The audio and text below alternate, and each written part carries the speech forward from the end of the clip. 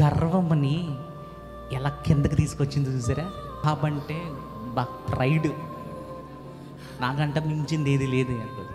అందులో ఆ ఎరుకో పట్టణం ఉన్నవారు కూడా అలా గర్విస్తులు, అంటే నాకు మించిన వాళ్ళు ఎవరు లేరు, మా ఎరుకో పట్టణం నన్ను కాపాడుతుంది అనుకునేవారు. అని రహాబు అంటారు చూడండి, నేను గొప్పదాన్ని కాదు, నేను చాలా చిన్నదాన్ని, చాలా చిన్నదాన్ని, నేను యెహోవా నన్ను కాపాడుతాడు. నా మనసు ఎవరికి ఇచ్చాను? యెహోవాకి ఇచ్చాను. ఆయన నా మీద కనికరం చూపిస్తాడు, ఖచ్చితంగా నా మీద కనికరం చూపిస్తాడని ఫుల్ కాన్ఫిడెన్స్తో తను.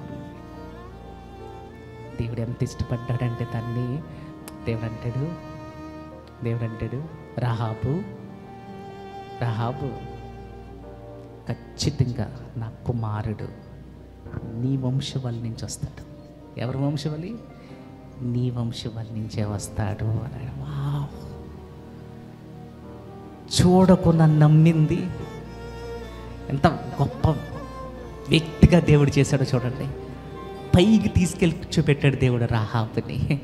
ఒక వేశ్య, బైబిలే అంటాను, తను ఒక వేశ్య, తన జీవితం పాడైపోయిన జీవితం, అలాంటిది దేవుడు ఏం చేశాడు చూసా? కట్టాడంటాడు. దేవుడు కట్టాడు, తన జీవితాన్ని కట్టాడు. ఒక బలమైన పునాది వేసి నిలబెట్టాడు దేవుడు.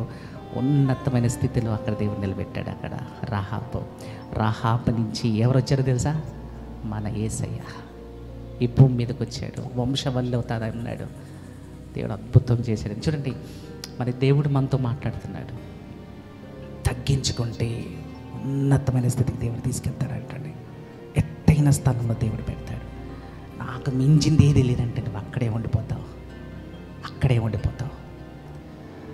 ఎవరైతే అనుకున్నారో ఆ ఎరుకో పట్టణంలో అందరూ నాశనం అయిపోయారంటండి. అందరూ నాశనం అయిపోయారు.